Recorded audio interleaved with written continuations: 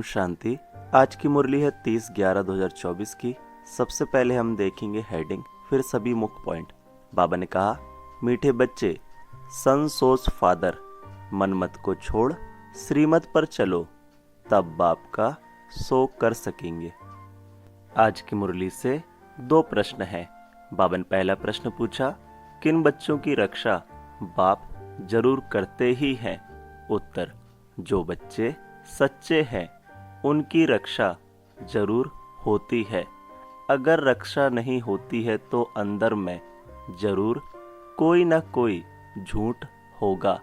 पढ़ाई मिस करना, संशय में आना, माना अंदर में कुछ ना कुछ झूठ है, उन्हें माया अंगूरी मार देती है। दूसरा प्रश्न है, किन बच्चों के लिए माया चुंबक है? उत्तर है, जो माया की खूबसूरती की तरफ आकर्षित हो जाते हैं उन्हों के लिए माया चुंबक है। श्रीमत पर चलने वाले बच्चे आकर्षित नहीं होंगे। आज की मुरली से पहला मुख्य पॉइंट है, ध्यान से सुनेंगे। बाबा ने कहा, बुलाते हैं पतित पावन आकर हमको पावन बनाओ। बाप भी कहते हैं, हम हर 5000 वर्ष के बाद आते हैं। यह सृष्टि का चक्र ही 5000 वर्ष है।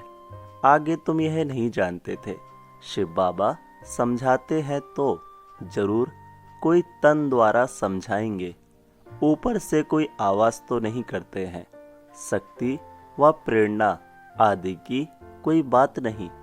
तुम आत्मा शरीर में आकर वार्तालाप करती हो। वैसे बाप भी कहते हैं, मैं भी शरीर द्वारा डायरेक्शन देता हूँ। फिर उस पर ही जो जितना चलते हैं अपना ही कल्याण करते हैं। श्रीमत पर चले व ना चले, टीचर का सुने व ना सुने, अपने लिए ही कल्याण व अकल्याण करते हैं। नहीं पढ़ेंगे तो जरूर फेल होंगे। मुरली से दूसरा मुख्य पॉइंट है। बाबा ने कहा, यह भी तुम समझते हो, जितना हम श्रीमत पर चलेंगे उतना वर्षा पाएंगे। पूरा चलने वाले ऊंच पद पाएंगे, नहीं चलने वाले ऊंच पद नहीं पाएंगे। बाप तो कहते हैं, मुझे याद करो तो तुम्हारे पाप कट जाएं। रावण राज्य में तुम्हारे पर पाप तो बहुत चढ़े हुए हैं। विकार में जाने से ही पाप आत्मा बनते हैं। पुण्य आत्मा और पाप आत्मा जरूर होते हैं। पुण्य आत्मा के आगे पाप आत्माएं जाकर माथा टेकती है। मनुष्यों को यह पता नहीं है कि देवताएं जो पुण्य आत्मा है वही फिर पुनर्जन्म में आते आते पाप आत्मा बनते हैं। वह तो समझते हैं यह सदैव पुण्य आत्मा है। बाप समझाते हैं, पुनर्जन्म लेते लेते सतो प्रधान से तमो प्रधान तक आते हैं।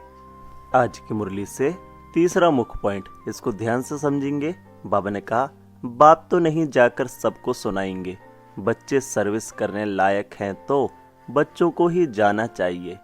मनुष्य तो दिन प्रतिदिन असुर बनते जाते हैं। पहचान न होने कारण बकवास करने में भी देरी नहीं करते हैं।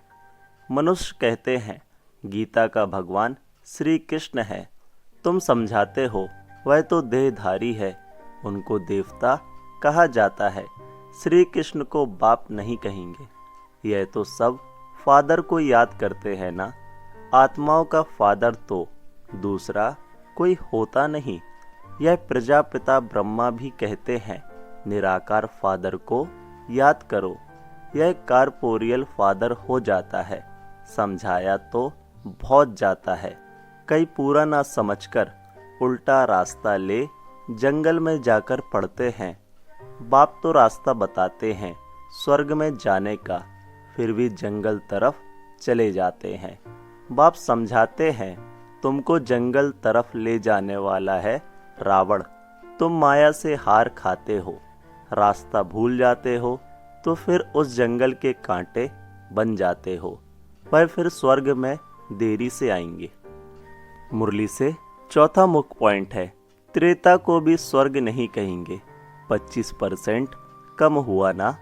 तुम यहाँ आई ही हो, पुरानी दुनिया छोड़ नई दुनिया में जाने। त्रेता को नई दुनिया नहीं कहेंगे, नापास वहां चले जाते हैं, क्योंकि रास्ता ठीक पकड़ते नहीं, नीचे ऊपर होते रहते हैं। तुम महसूस करते हो, जो याद होनी चाहिए वह नहीं रहती। स्वर्गवासी जो बनते हैं उनको कहेंगे अच्छे पास, त्रेता वाले नापास गिने जाते हैं। तुम नरकवासी से स्वर्गवासी बनते हो, नहीं तो फिर नापास कहा जाता है। उस पढ़ाई में तो फिर दोबारा पढ़ते हैं, इसमें दूसरा वर्ष पढ़ने की तो बात नहीं। जन्म जन्मांतर कल्प कल्पांतर वही इम्तिहान पास करते हैं जो कल्प पहले किया है। आज की मुरली से है 5वां मुख्य पॉइंट। बाबा ने कहा, कई समझते हैं हम चल नहीं सकते हैं, बूढ़ा है तो उनको हाथ से पकड़कर चलाओ तो चलेंगे, नहीं तो गिर पड़ेंगे। परंतु तकदीर में नहीं है तो कितना भी जोर देते फूल बनाने का, परंतु बनते नहीं। अकवी फूल होता है, यह कांटे तो चुभते हैं। बाप कितना समझाते हैं, कल तुम जिस शिव की पूजा करते थे वह आज तुमको पढ़ा रहे हैं। हर बात में पुरुषार्थ के लिए ही जोर दिया जाता है, देखा जाता है। माया अच्छे अच्छे फूलों को नीचे गिरा देती है, हड़गुड़ तोड़ देती है, जिसको फिर ट्रेटर कहा जाता है। जो एक राजधानी छोड़ दूसरे में चला जाता है उनको ट्रेटर कहा जाता है। बाप भी कहते हैं, मेरे बनकर फिर माया का बन जाते हैं, तो उनको भी ट्रेटर कहा जाता है। उनकी चलन ही ऐसी हो जाती है। आज की मुरली से छठा मुख्य पॉइंट है। बच्चे कहते हैं, माया बड़ी दुरुस्त है, अपनी तरफ बहुत खींच लेती है। माया जैसे चुंबक है, इस समय चुंबक का रूप धरती है।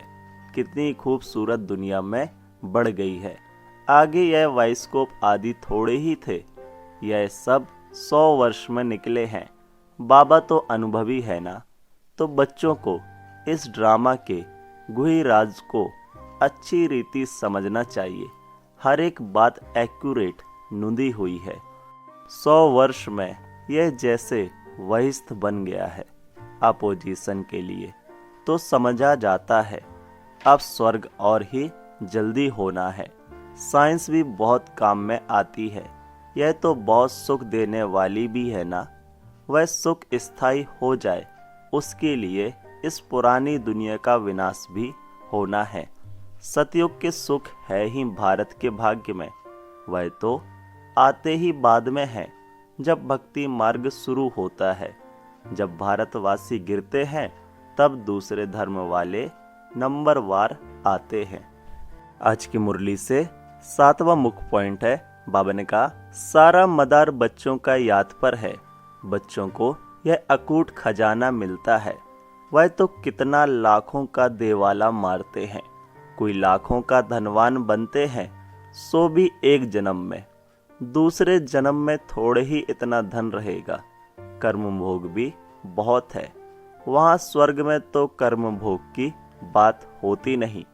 इस समय तुम 21 जन्मों के लिए कितना जमा करते हो। जो पूरा पुरुषार्थ करते हैं पूरा स्वर्ग का वर्षा पाते हैं। बुद्धि में रहना चाहिए, हम बरोबर स्वर्ग का वर्षा पाते हैं।